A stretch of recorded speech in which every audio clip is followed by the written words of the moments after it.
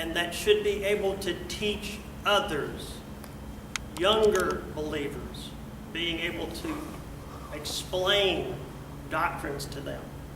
Okay? Who is responsible for that? Everybody. Okay? Is there a time limit put here? No. But his point he's making here is you've been listening all these years, and where are you?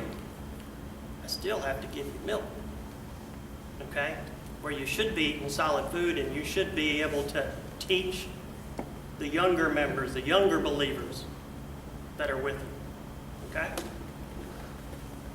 So that's able to teach. There is a gift, as we know, okay? But this also relates to everybody, okay, that is a mature believer, that we should be able to teach others. Are there any questions about what we reviewed last week? All right.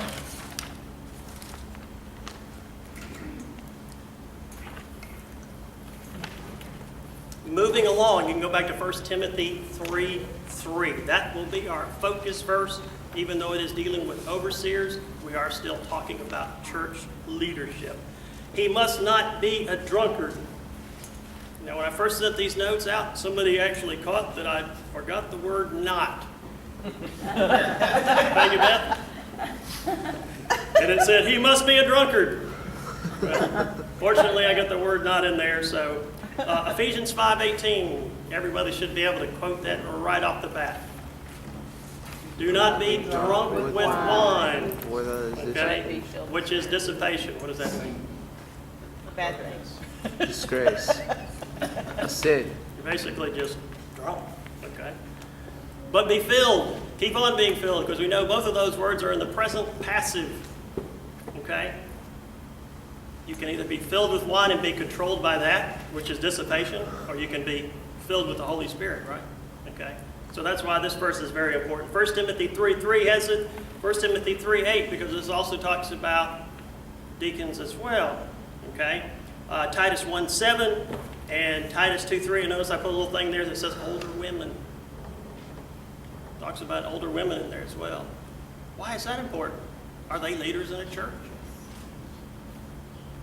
Yes. They are. Because we know that women can teach what? Children and other women, right? So we do rely on them because many of them have wonderful teaching gifts to be able to do those things. Okay? So they must follow this as well. They can't be a drunkard. Okay? Or a lush, I guess is what we would call it if in the women's sense. This is the quickest way to bring shame on yourself and your church. Would you believe that? Yes. Okay? Have your pastor get pulled over for a DWI? That wouldn't be good, huh? I guess you call them DUIs here. Yeah. All right. The first word here, I decided to be a little proactive this time and get some of these words up here so you wouldn't have to see my back and me writing these words, but I'll have to do that later on. But Pyrrhonos is our first word, which basically talks about it's combined with the negative may, which basically means not. Okay? And this is talking about a person who habitually drinks too much and thus becomes a drunkard. A drunkard or a heavy drinker, okay, is our definition of this word. The phrase not given to wine literally reads not beside wine, or, I like this one even better, not one who lingers beside his wine. That's a literal translation from William Hendrickson in one of his commentaries. I love the way it's worded. Not one who lingers beside his wine. I love that, you know. He just has that bottle right next to him and he just keeps on going. Okay? And as he says, you know, I'm just a drunk because I'm not an alcoholic because alcoholics go to meetings. All right, I didn't say that. The leader is not a constant drinker, and we see all this in Titus 1:7 as well. In the first century culture, wine was an acceptable beverage. And you know, I even went so much as to, you know, how old is wine? Anybody know? Since the flood. Noah. Yeah, since the flood. Well, it depends on whether you're a young earth believer or an old earth believer, but if you just go on the internet and look this stuff up, it says about 8,000 BC is their first example of seeing wine used in the fermentation process. Because there was actually casks that they could tell that wine had been kept in. Okay? How about beer? At least 6,000. It was a little bit less, a little bit less. How about alcohol? I mean, you know, Distilled. whiskey kind of stuff, like distilled, but they weren't 2,000 really, they didn't really have a BC? distillation process. Uh-huh. back then, 4,000 But they were BC? still making stuff called mead, which was made out of wheat and honey, okay? And that was about 5,000 BC. So this has been a cultural thing in our history for a very, very long time, okay? Now, an alcoholic content of wine increased. As the alcoholic content of wine increased, the wine was mixed with water to decrease its intoxicating effects. Let's look at the handout that I did give to you. And like I say, I'm not going to go through every one of these, like the very first part, biblical terms, got Old Testament and New Testament terms that were used there. But in the Old Testament, if you look at biblical usage, the wine was a gift of God. I like that. Wine was a gift of God. There's some supporting verses there for you if you want to go back through those. Wine is a part of a sacrificial offering. And there's some verses there for you as well. Wine is used as a medicine. And right here in 1 Timothy, we can see that because Paul tells Timothy to quit drinking all the water and drink a little wine for your health, basically. Okay? And we do know that wine has some health effects, doesn't it? Sure it does. Wine can be a real problem. I gotta go to that Amos 4 passage, I really do. I really am gonna have to. We saw with Noah in Genesis 9:21, was wine a problem for him? Okay, Yeah. he did get Yes. drunk. Okay, had a little problems with that. The one, and I keep saying this, I gotta go to Amos 4. I'm not going to make y'all go to Amos 4. I'm going to find it real quick and I'm going to tell you what it says in there. But it's very unflattering because it can be a problem with people who drink. So I'm going to go to Amos 4 and just read the very first verse of what Amos 4 says. And it says, "Hear this word, you cows of Bashan, who are on the mountains of Samaria, who oppress the poor, who crush the needy, who say to your husbands, bring now that we may drink." Well, that sounds like something you hear in Old English, wouldn't it? Bring now so that we may drink, you know, like the king calling out for it, okay? So we know that alcohol can be a real problem, especially with people who can't or don't have self-control, okay? Wine can be abused, and we see a lot of verses with that. And wine was prohibited to certain groups, such as priests that were on duty. The Nazarites' vow did not allow them to drink. And some rulers were not allowed to drink as well. Let's see, in the New Testament, Jesus changed a large quantity of water into wine. I think everybody knows that story. Jesus drank wine. Peter accused of drunkenness on new wine at Pentecost.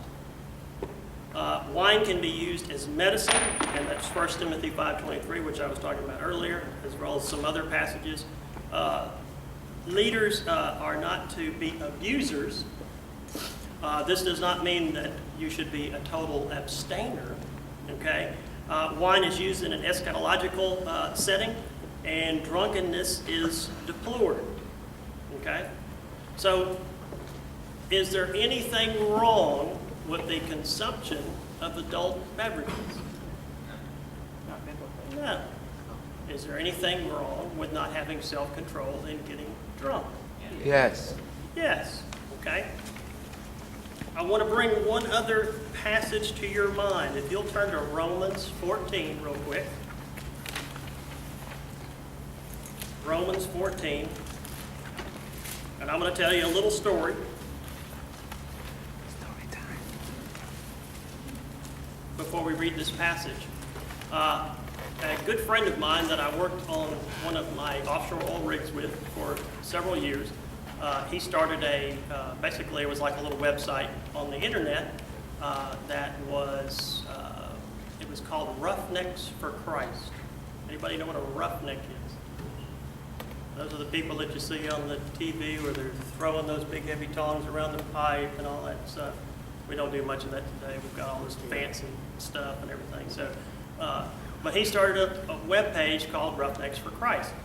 And I was a contributor for a while, and he and I got to discussing things about, and I had put in there, I don't even remember the context of it because it was quite a few years ago, but it had to do with alcohol and alcohol consumption. And it was my assertion that there was nothing wrong with the consumption of alcohol, but drunkenness was definitely a sin and we should not do it. And he said, well, I can't really post that on my site. So I asked him why. And he said, well, that's not the way our church feels. Okay, well, believe it or not, people, that's the way a lot of churches feel. Okay, but biblically we know that's not accurate. That's just tradition. However, this guy was in a church where a lot of the people were recovered alcoholics. So what their issue was addressing it as, yes, it's okay, and still, you know, it's kind of staying true to not causing your brother to stumble.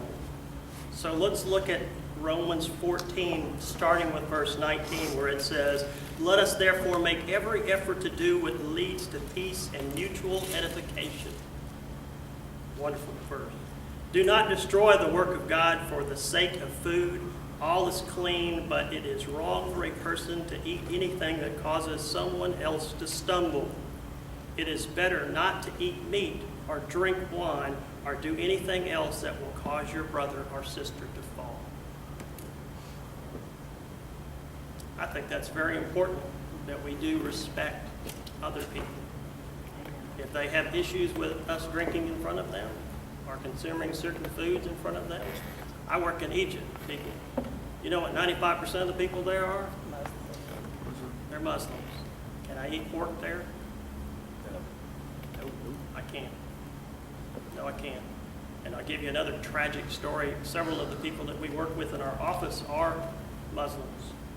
And one of my rig managers that I work with, he was making a gumbo, and he was making like a chicken gumbo, and he found a place locally where he could get ham and stuff like that. So he actually chopped up some ham and threw it in there.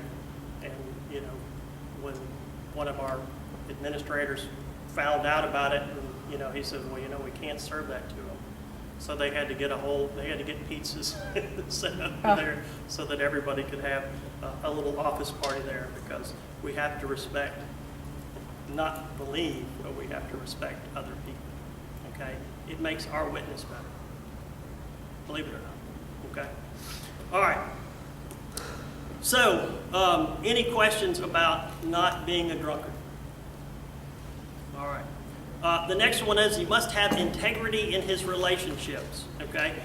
Galatians 5:22 and 23, 1 Thessalonians 2:7, 1 Timothy 3:3, our main passage, 2 Timothy 2:24 through 25, and Titus 3:2. Gentleness, not quarrelsome, peaceable is what is in mind here. We do not want to have people who are bullies and try to throw their weight around instead of shepherding, or leading God's people, okay? And the first word here is the word pugnacious, which is placates, which is our second word here. With the negative may, this is a not pugnacious, is a person who is not pugnacious, and that is somebody who is having a quarrelsome or a combative nature, okay? It's like that word dissipation. Does that really mean a lot to us today? Okay, so I'm not really understanding why the NASB didn't try to translate it a little bit better than that, because that's more of going back to what we see in the King James. Pugnacious. How many people before today even knew what that word was? Okay, two of y'all. All right, good deal. So it's having a quarrelsome or a combative nature. That's what pugnacious means.